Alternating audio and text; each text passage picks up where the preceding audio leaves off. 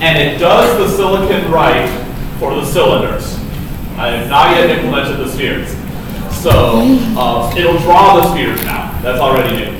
Okay, it draws spheres, but it won't do the silicon cost right for the spheres yet. I need to get that in. Also disks, it doesn't do the cost right. It'll draw them fine, but it doesn't get the cost in yet. So let's do this. First of all, obviously tonight would not be a sensible time to have this due. Wow, push off next week. Wow. Great. I'm going to be gone on the Tuesday anyway. Now we can work on Feynman diagrams. Wait, next week? Yes!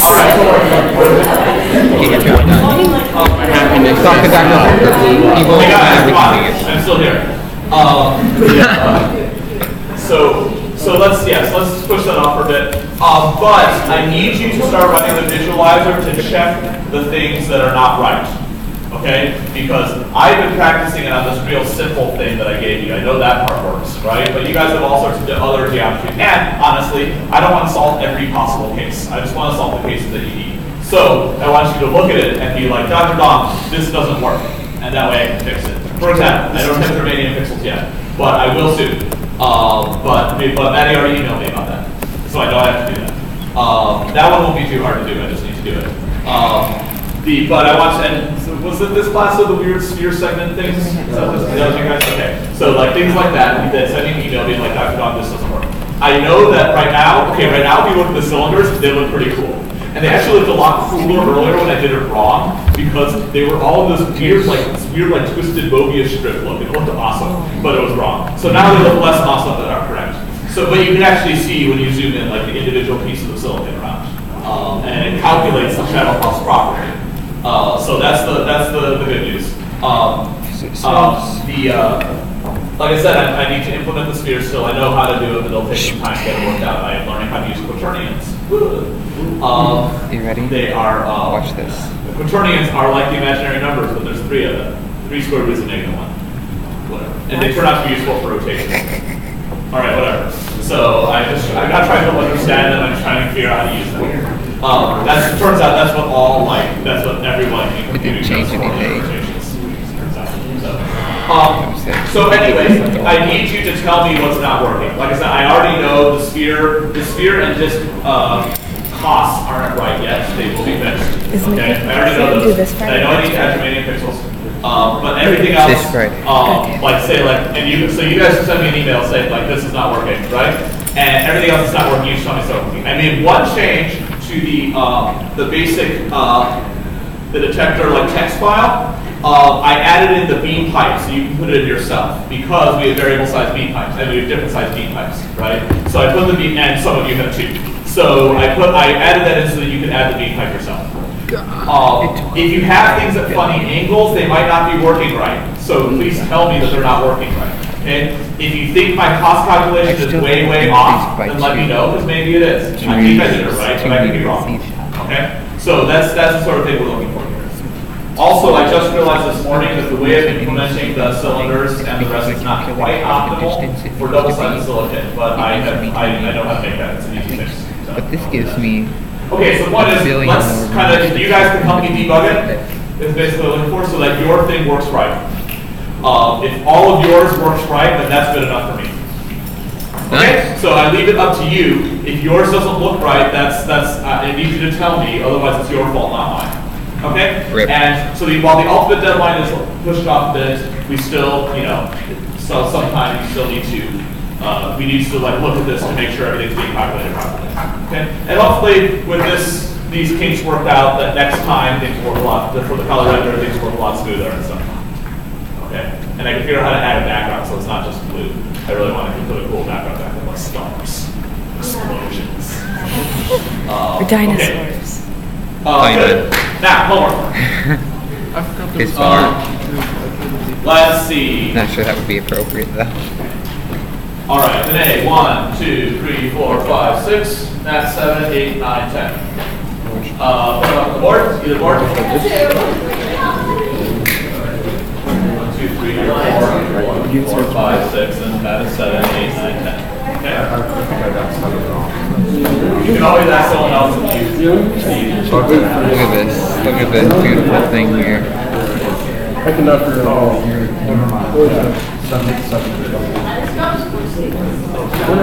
We have a really tight sphere.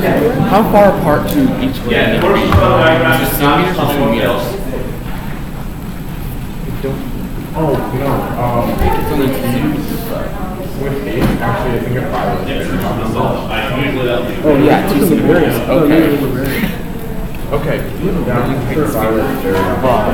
That's also like 10 meters. Never have to memorize. Like, I think it's... A few of the basic things you probably will have memorized, which is fine. But you never get to get it. I need to see what no one... I don't know where these calculations. So first time's a barrier? Yeah. But if you're saying centimeter, so you tell me it's there over here and 0 over here. So what he said that we already had good. Yes. The complicated math over here. I'm so happy. I'm so If I pass out, stab my head with a pencil. No. funny. I said if I pass You guys out. screw those over sometimes. I know, I mean, I know I look dead all the time, but you gotta know the difference. Ready? Are you sleeping? I don't know, am I? Is this all a dream? Am I in No. inception? It's a reference. It's a reference. What is it referencing? What? It's referencing Nemo. Finding Nemo. Come on, Darla goes, wake up, fishy! I don't remember that. Oh yeah, the little girl with the braces, because she was ginger like you. Yeah. That was a Wayne reference. Shoot. Chris says hi. Screw you two. That's not nice, I'm gonna tell Chris. What's the way to talk to Chris? That's my mom. Exactly. Is it passable? I got a Nintendo Switch yesterday, so I haven't Nice. been able to work on any of my own work. So my total right now is comma, lies, comma, flipping what? Yeah, it's an 8 out of 10. We'll see, control Z, control. Okay, that's gonna really jack Control Z. You gotta look at the Greek letters, they're different. Okay, that seems accurate. It's not. I have to do this first. I have to include up to 17. If I pass out, crack open my head like Feynman does with safes. Ha. 10 billion. Ha, get it? Safes. Yeah, 10 billion. And Feynman. Or is it 1 billion? Cracking. No, it's 10 billion. Get it? Okay, so now, Feynman. see, like this was a pain in the butt to make. Like I had to find all of these. 13, we'll do 13. No way. No! So close. Actually, I think 13 might be tighter. Which it is a lucky number. I can modify this. Oh yeah, you have to modify that. 3 to...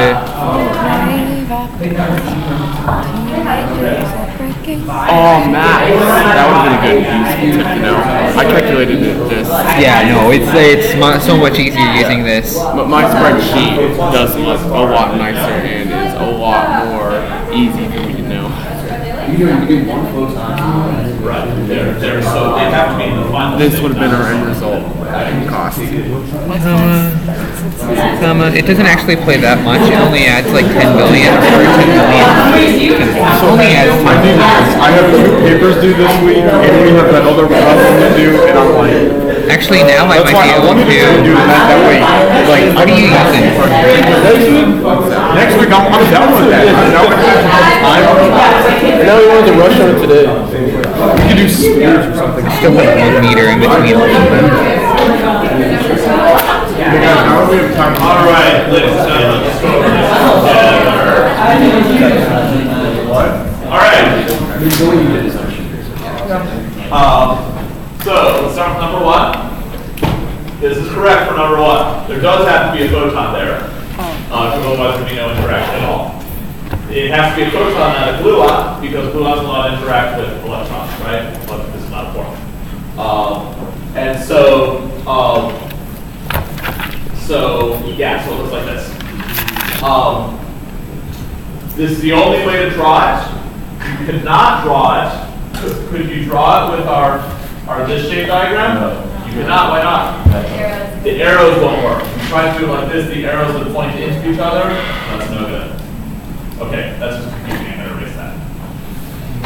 Okay, but you have to draw this one. No other one allowed. Unlike the other one, yesterday you had options, right? For today you have no options. Okay, good. Number 2. So, short Greek lesson. Those are taus, not t's. Taus are, the way you typically distinguish tau is, you curl the bottom, but I do that with my t's anyway. So taus don't go through on the top. That's the standard. Most people follow that. Everyone has their own way of writing Greek letters in English. I mean, Americans all have their own ways of writing Greek letters, because none of us speak Greek. The Greeks have their own, the Greeks like actually do it right. Any of you Greek? Any of you know Greek? All right. Every now and then somebody knows Greek, and then they like actually do it right, and then they laugh at my letters because they don't look like Greek letters at all. Yep, that's what happens. So those are taus, not t's. T is the top fork, right? Tau is the on, so it's different. So you have to make sure you can distinguish them. So you have these, and so everything's fine except the arrows over here. Right? So the tau minus is the regular particle. So therefore, the regular particle should be pointing forwards, and the antiparticle should be pointing backwards. Okay. Over here you did it right. Over here it was off, but now this is. This one has to be done this way. If you try to do it in this way, what problem would you run into? Flavors would be a problem, right? You would have a tau on this side and an electron on this side, and that would violate the rule that these have to be the same flavor. It has to be flavor conserving. So therefore, this is the only way to draw this one. Number 3, impossible. I like the way conservation can be painted. That doesn't violate conservation of charge. Yeah, it does. No, it does not. No, very. It doesn't violate variant number either. All right, let's talk about it. This is important. We have a. Which one's you talking about? I talked about this before, but it's easy to forget, so let's go over it again. It's very important. We have a sigma plus and a sigma bar minus going to d plus d minus, right? Okay, so what is the sigma bar minus, the antiparticle of? Sigma plus. Why? Because an antiparticle always has opposite charge. Okay, so the charge that you put on the particle is always the actual charge of the particle. Okay, so this is a negatively charged antiparticle, which means it's the antiparticle of something positively charged. So therefore, the sigma bar minus is the antiparticle of the sigma plus. See, that's very important. This is an important thing you have to remember. So this is always the actual charge of the particle right here. So this is, of the antiparticle in this case, right? So if it's a negatively charged antiparticle, it's the antiparticle of something positively charged. That means it's a plus and a minus is 0, plus and a minus is 0, charge is conserved. Wait, so this is a variant number of 1. This is a variant number of -1. That's 0.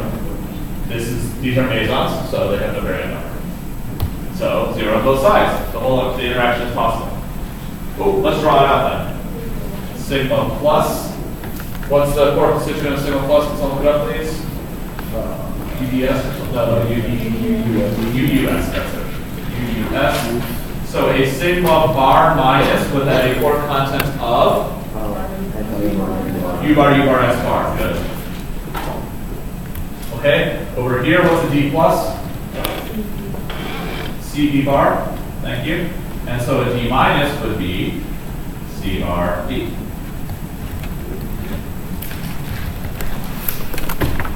Okay. How am I going to do this? They're completely different quarks on the left side and the right side, right? All right, what are we going to do? What do you think, Ellen? Good, and do some annihilation, right? All right, so let's get some annihilation going. We can compare this U with this U bar and annihilate to a gluon. And that gluon can now pair produce to the CC bar. right? It doesn't have to be specifically these. Any of them can connect to any of them, right? As long as you do them in pairs, so that you have C bar, the same flavor. Yeah, otherwise that does. Yes. Could it be a photon? Good. Yes, it could, but you should use the gluon because the gluon is the stronger force, the higher amplitude. So you should use the gluon. So if you put a photon, I would take on points. That's what I mean.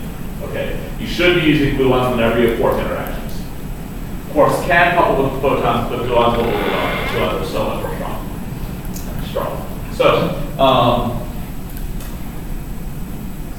let's just pair up the U and U bar. Again, it doesn't actually matter which ones, right? As long as they're the same flavor, you can couple them together to form a gluon, and this gluon can go to this DD bar pair here. Got it. Wait, but then what happens? But then, okay, now we have the SNS bar, so what do you think I can do with them? Well, I can definitely annihilate the SNS bar too, right? Okay. Crap, what am I going to do with this gluon? You can't just leave it there, that's no good, right? You can't just say, oh, this gluon is kind of one. No, there's no gluon in the final stage. The gluon has to go somewhere. Good, absorption. Remember that absorption diagram? Any of these guys can absorb a gluon as well. Right? So this gluon is just going to go to one of these lines. How about this one? And get absorbed. You're like, really? You can do that? The answer is yes. Yes, you can. So this is what that diagram looks like. Now, the details of this diagram, there's actually several different things you can do, all of which are totally fine. So there's a vertex in the absorption. Vertex, yes. Everyone knows that. Yeah, there's a vertex right here, right? That's just, D absorbs a gluon, still a D. Right? Yeah, see? And this could have gone anywhere, really onto any of these. Right? Actually, even onto one of these. Any quark line can absorb a gluon. Okay, so we all learned something from this, right? Good. Let's make sure we remember that going forward. Okay, number 4. Let's see what number 4 is. Okay, this one does violate conservation of charge. Does it violate anything else? Yeah, it also violates baryon number, right? Because E plus C is a baryon, delta bar minus minus is an antibaryon. Notice that's a delta bar minus minus. There's no delta minus minus, right? There's a delta plus plus. The antiparticle is delta bar minus minus. Okay. So the baryon number on the left-hand side is 0. On the right-hand side, you have a lambda as a baryon and a omega minus as a baryon, so you have a baryon number of 2. So also baryon number is violated. To repeat the question I had earlier, I do expect you to write all of them if there are multiple violations. Okay, let's look at number 5, which you just realized is actually possible.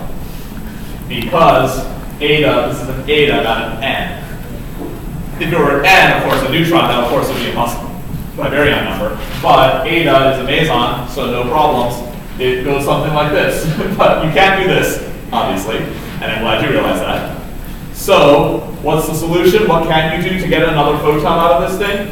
Emission. Emission, that's right. Anywhere along the line, a quark line can emit a photon, right? So, the way you can do it is you can have, one way you can draw it is like this, where you emit a photon. Okay, it's slightly different how I drew it before, but it's the same thing, right? The U emits a photon, keeps going, and then this U bar and this U can annihilate to make the other photon. You can actually have several different variations on this depending what you want to do in what order. It doesn't really matter. They're all the same diagram. Okay. So now Kaushal getting an idea for how to do his. Okay, you're right. It's probably not. You're not. Do you have to write gamma in the middle For these? Yeah. Technically, you should label this one a U, but of course, it's a you, so if you don't, it's fine. And then since these are final state gammas, you don't need to nucleate them again. It's fine. If you do, it's no harm, right? But yeah, it's not.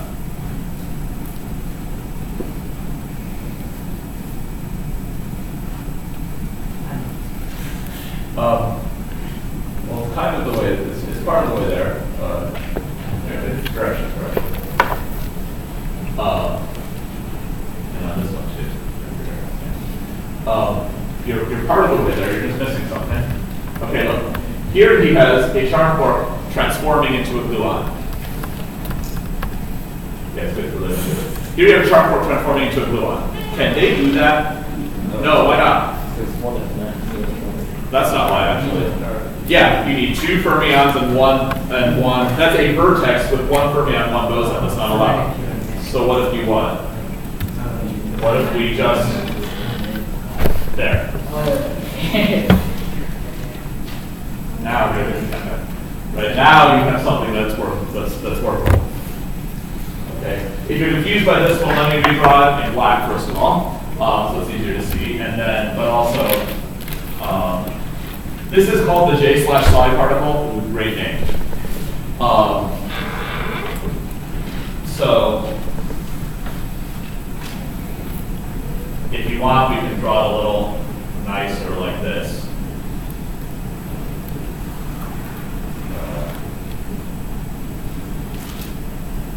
So this is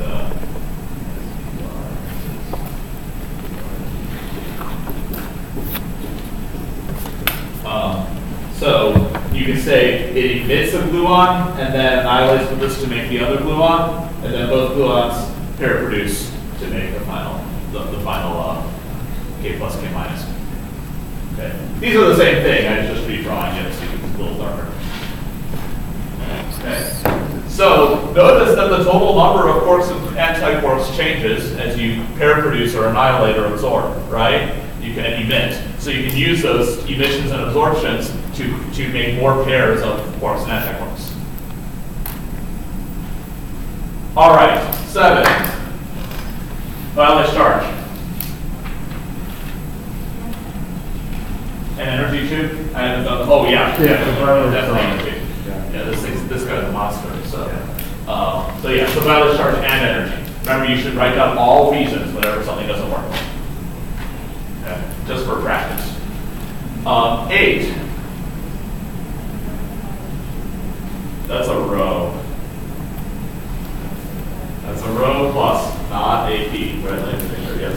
That is a row plus, not AP.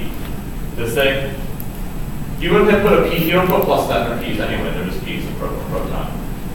So that means this is actually possible. And in fact, pretty easy. What's a pi plus? UD bar. What's a rho plus? UD bar. Wait, really? Yeah, what do you think? It's a rho plus is UD bar. What's the difference between them? Mass and spin are different. What's spin? Oh, we'll get to that later.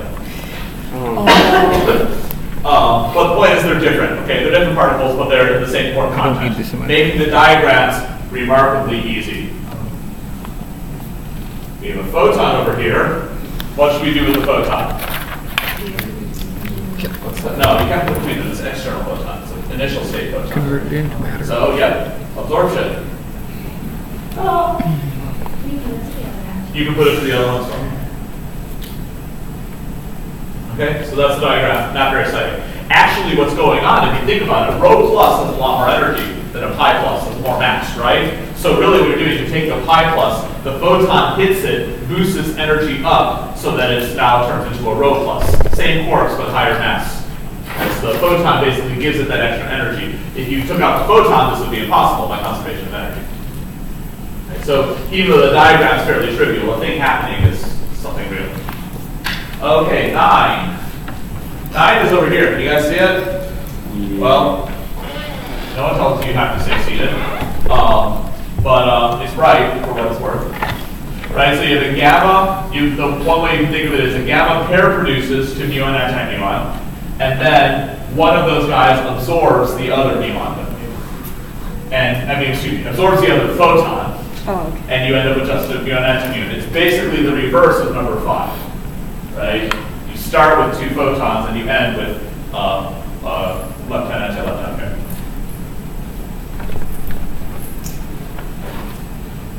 That's good. And number 10 is also good.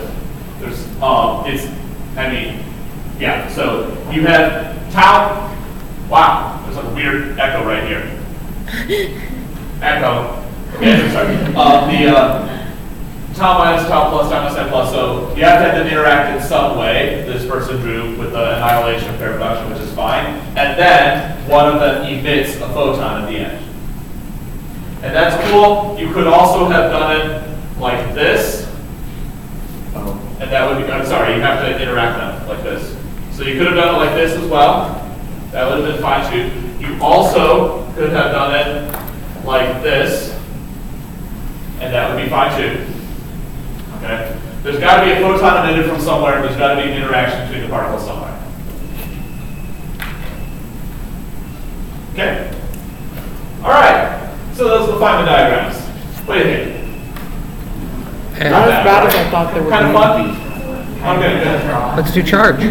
Let's talk about Let's do spin. Feynman's entire. No, we don't need to actually worry about spin with Feynman diagrams. That'll be in the quantum mechanics proper section, the quantum mechanics, the angular momentum section.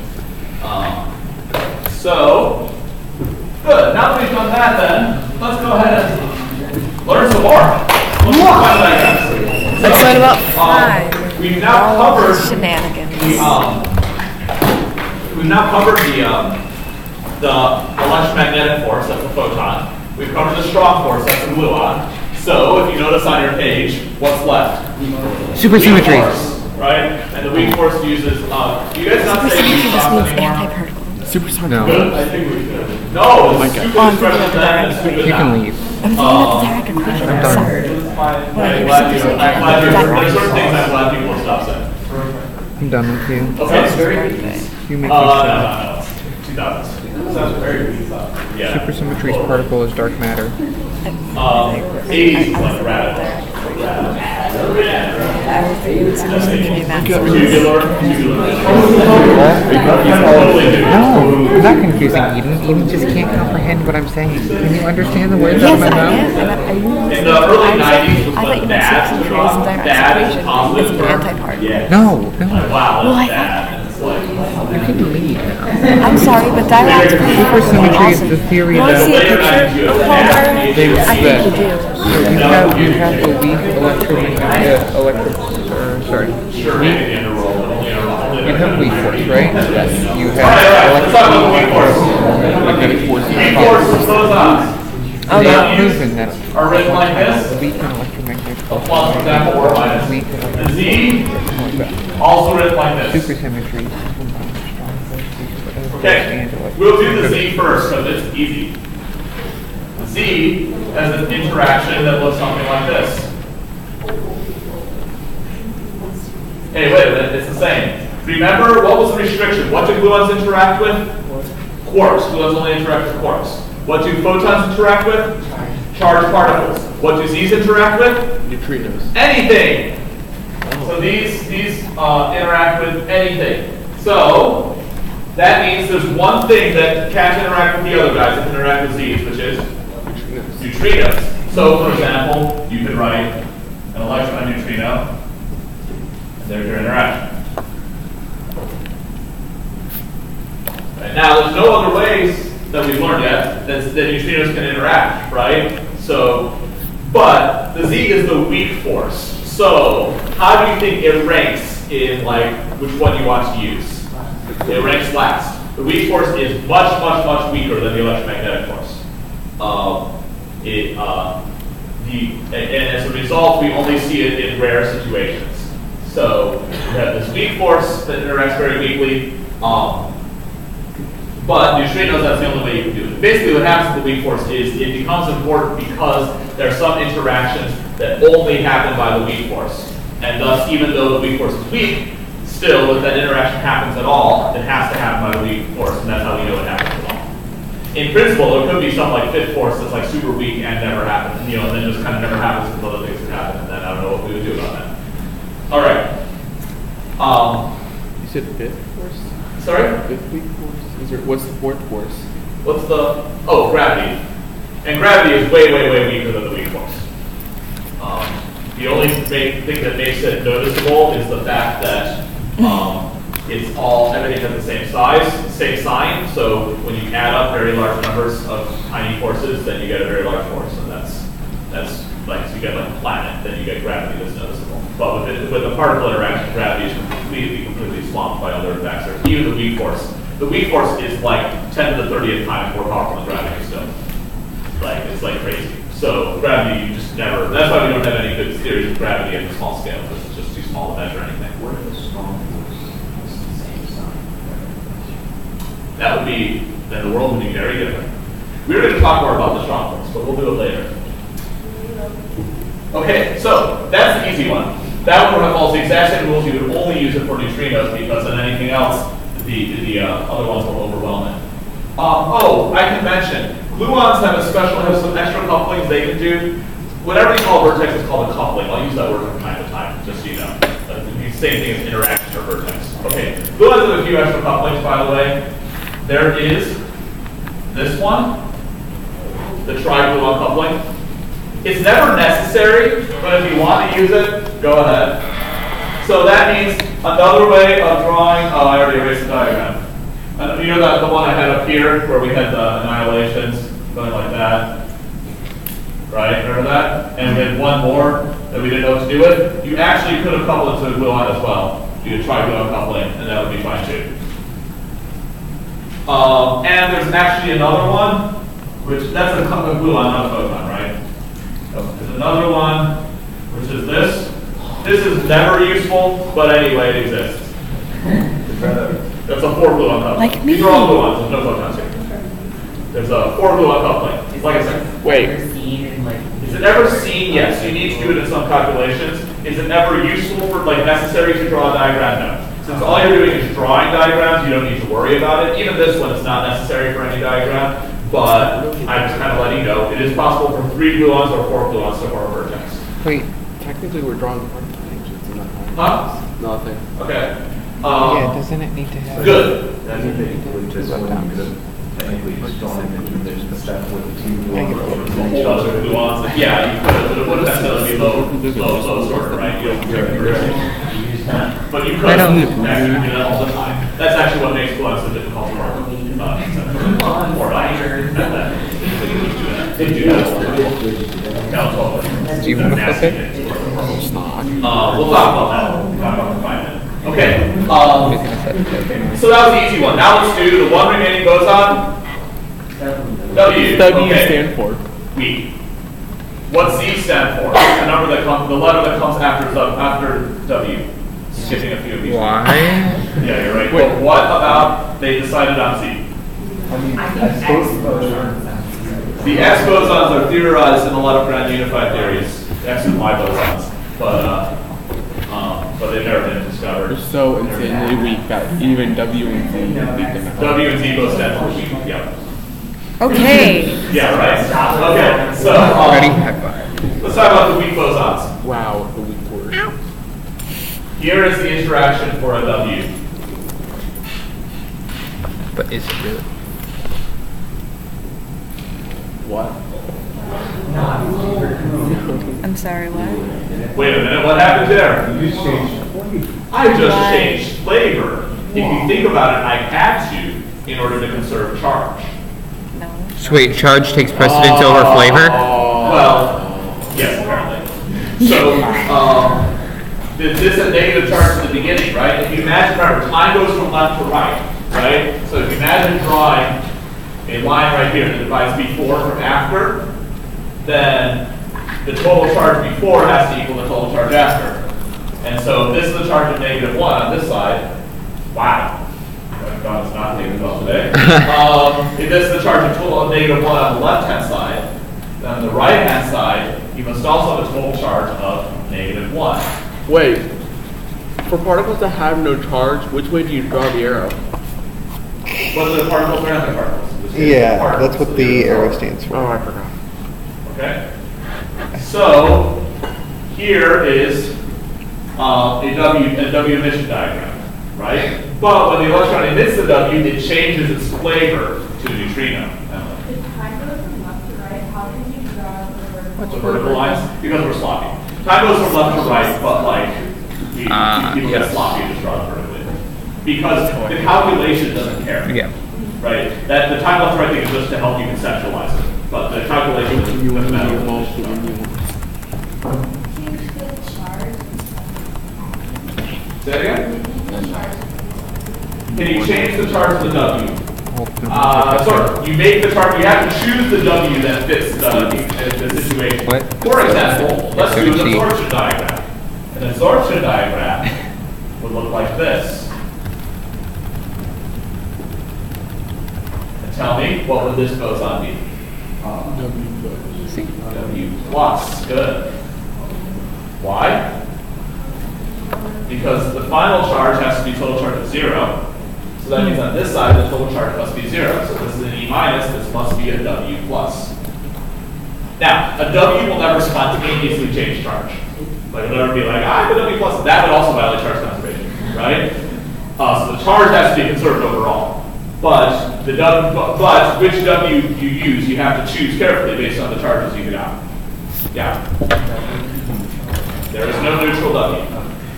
Too Is W bad. stronger than Z? Say that one more time. Is W... Is W stronger than Z? No, they're the same strength. But W's do a lot of things that nothing else can do. Because W's are flavor changing. Yes. I know, right? That's important. They are flavor changing. So W's change flavor, and that ability to change flavor gives them a lot of diagrams that can only be drawn by the I feel W. like so much of this class is you telling us things, us barely understanding them, and then you telling us, oh, here's something else that breaks all the rules of the thing we just learned. Yep. I love teaching this class. Oh, that's sweet. Like, you know E squared. That's why it's so much fun to teach. You teach SI physics, you teach them I knew like that this happens. was Like, oh yeah, that light. happens. Like, look, objects fall, they speed up. You're like, oh, okay. Like here, it's like, oh, objects slow. Yeah. So, I can do grammar. now, you might ask a question. Grammar, I could. Go ahead, ask a question. It starts with which, or can you, or ask a question about these flavors. Yeah, which flavors can change to which flavors, right? Okay, you cannot just change them at random. First of all, of course, the charge has to be conserved, but also they follow a pretty strict hierarchy that's not surprising. The electron goes with the electron neutrino, the muon goes with the muon neutrino, the tau with the tau neutrino. What? Surprise. Why do they Not so have? surprising, right? Why do they have their own little neutrinos? What did they do when like Every, what's it called? Lepton has a Why didn't we say it again? How did they draw these diagrams before? They did not draw the, well, they had Feynman diagrams for a long time. They were not this developed. And then, but they had the basic rules of quantum field theory, which covered the Feynman diagrams. And then, as they developed things, they just had to draw Feynman diagrams that matched what they covered. They just had, yep. Well, the anti-part, can you like use the anti-part? We should ask Rick. Sure. So if you want, for example, an absorption diagram, say, that looks like this, then it would be an E plus, for example, a new bar, but it's an anti-particle, right? And what W would that be? W minus, the conserved charge. Right, so here's one possible way. So yeah, particles, antiparticles still work the same way, just follow the arrows, make sure the arrows follow them. Who needs one? So remember, only W's can change flavor. Z's cannot change flavor. Neither can gluons, neither can photons. Sometimes you will want them to, sometimes you want to do a neutral flavor change, and you can't. Rip. Okay? Only the charged W's, the W plus W minus can change flavor. There is no W0. Dang it, I So forgot it the has to sign. be a charge change as well as a flavor change. How the world works. We've actually searched for flavor changing Z's. They call them flavor changing neutral currents. And we have not found any. Yeah, I discovered. I had a Carry the coworker one. who's, or like, you know who searches for flavor changing neutral currents? Lenny from Big Bang Theory. Leonard from Big Bang Theory. You know how I know that? Because I had a coworker who was doing search for flavor changing neutral currents, and his professor is a physics consultant for the Big Bang Theory, UCLA professor. And he's a physics consultant. So they say, here, I need a talk, I need some equations, stuff like that. He just uses, my coworker was his postdoc. So he just said, Charles, give me your stuff. give you whatever you have, and then you're going to put down. So all the stuff that Leonard works on is all flavor changing new currents, or at least the first two seasons. It's all flavor changing new currents. Then Charles moved on. I have to rewatch the first two seasons. I don't know what they do now. So. I have to start watching. So now you know. Okay, so now here's another question: can you do flavor changing? Can W's couple to Baryons.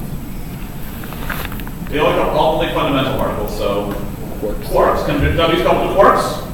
Yes, they can. Okay. So how would that look? You would have a diagram like here. Let's make it more fun. Let's do an annihilation diagram. Right? You can do this too.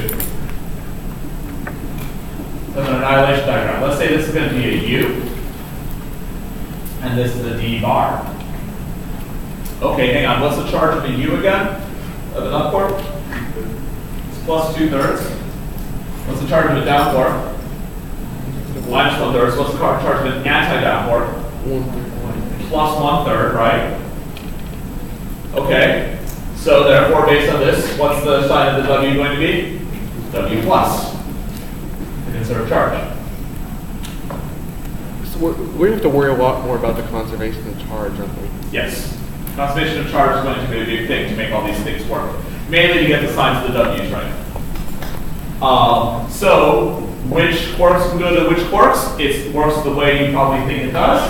Up goes with down, charm goes with strange, top goes with bottom. Someday when we have more time, I'll tell you the story of charm and strange and why they have those stupid names. Please. We should tell stories. I'm still more interested why someone made top, anti-top, bottom, and anti-bottom. And then up, anti-up, down, and anti-down, just to confuse things more. Now, some people say T and B stand for truth and beauty. Oh yeah, that's right. Does that really help? That's No. where I learned it first. Because is truth the opposite of beauty? I would hope not. And then you have the anti-truth particle and so forth. Like it's kind of weird. The anti-truth particle. I can never read that. Anti-truth and anti-beauty and all that stuff. Yeah. And for a while they were searching for We discovered for a while truth. time they were searching for bottom quarks that appeared by themselves or B quarks that appeared for themselves that like without another particle around them. They didn't find them for reasons we'll explain later. But probably the search was for naked beauty or bare bottom as they would use it. It actually worked better for the chief. They came to naked truth, which worked. Yeah. Is there a situation where like the charge would be like 1/3 on one side? Is there a situation where the charge won't work? No. The charges will always add up to be either plus or minus 1 for the W. Okay. If it doesn't add up, you messed up. Go back and check. Does that mean that depending on what the particles are, If you are trying to transform from one of these flavors to the other with the W, the W will always add up to the charge of either plus 1 or minus 1. If it doesn't work, you messed up. Yeah. what about rotating that? Sure, well, which way do you want to rotate it? Rotate it so that 360 degrees. Okay, so like an emission diagram? yes. Well, it wouldn't be, depending on how you rotate it, we could do it like this. This would be an anti-down, right? So anti-down is the charge of plus 1/3, right? And over here, to follow the arrows, this would have to be an anti-up, which is the charge of negative 2/3. So then, which W would have to be over here? This would have to be a W plus, because 1 minus 2/3 gives you 1/3. I just forgot that I didn't switch the Yeah, you gotta watch, you have to be very careful with your antiparticles and your charges to make these work right. At the same time, it's not that hard, right? And allows you to do some diagrams. Here, good, we have time. You guys, why don't you guys try and do this one? Let's do classic diagram. Let's do muon decay.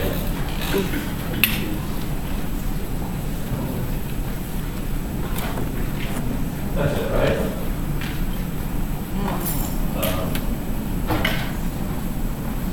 Wait.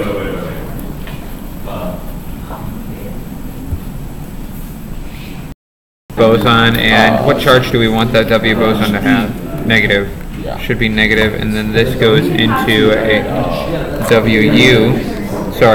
VU, Yeah, but that VU should double the No, the VU stays the same. That's how we get our VU, and then we're going to do the electron like this.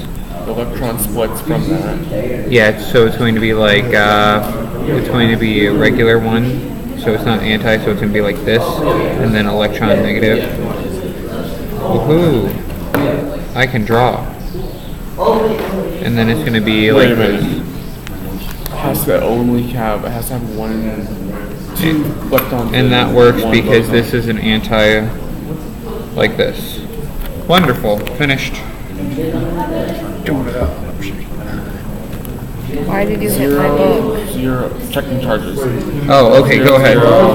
Right. Zero. Yeah, 0, 0. Negative one. Negative one. Negative one. Negative two. Negative one. Well, this is conserving the charge of this, and this is conserving the charge. of Wait, did we get the this. same thing? No, wait, I did something. Because, okay, so that equation is possible, right? Yes. Okay, then this should be possible. Probably. No, don't. Did it. Don't jinx it. I'm not jinxing it. I want to see if I'm correct. That looks good. You drew it funny. Well, The W's in the way, right? Put the W on the side. Okay. And connect the dashed line all the way through. That But works. the diagram's right. I told you, I'm not insane. Did I tell you about the time Feynman stole his roommate's door? You're not insane. Don't make me laugh. Don't make me laugh. I know not everyone has it, but You quoted a movie, I believe. I didn't. Probably. well, let's draw that. So we have a neon here. And it goes to, and the way you do it is, you know you have a neon here and a neon neutrino here, right? So that's like, whenever you see those flavor pairs that go together, you're like, W, right? So you take that and you're like, let's have it emit a W. That will cause the flavor to I change just to want to neon make you neutrino, sad. right? Oh, that looks a lot better, actually, doesn't it? Just to conserve charge, this is a negatively charged neutron. This, of course, must be a W minus. Now we say, what does that W minus do? It can't just sit there. Yeah, I can. No, it can't. It can totally so just sit what W is there. going to do is going to decay. Studies of nasty alcohol decay, but the repair produces like, and also the things it produces aren't paired neatly, so usually also decay. So W is going to decay into a particle and antiparticle, and you look at what's left. You're like, another like W pair here, I right? locked So numbers. E minus No, you can't do 2 that. bar. And again, it conserves charge because this is negative, that's 0, so charge is conserved. So we're like, yay, everything else. Numbers. So this is actually how muons decay. Yep. See, I can do the different. I just need to be like this close. You just have to follow the arrows. Yeah. Okay, to confirm what the name just said, to repeat that. I started talking today, which is fine. But to confirm what the name just said, this is by flavor, right? So electron, positron, neutrino, antineutrino, same thing, right? It goes by the flavor, not by the actual particle. Right? So it doesn't need to be just an electron or positron is fine. Neutrino or antineutrino is fine. Good here. Good to clarify that.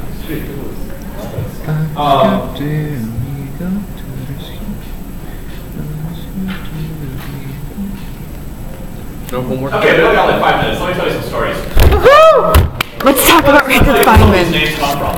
Dang it. Ever wondered about that? Okay, here's a good one. Feynman. We found the proton, the neutron, the electron, right? And we knew what all those things did. The neutron was hardest to find, James Chadwick discovered in the 30s.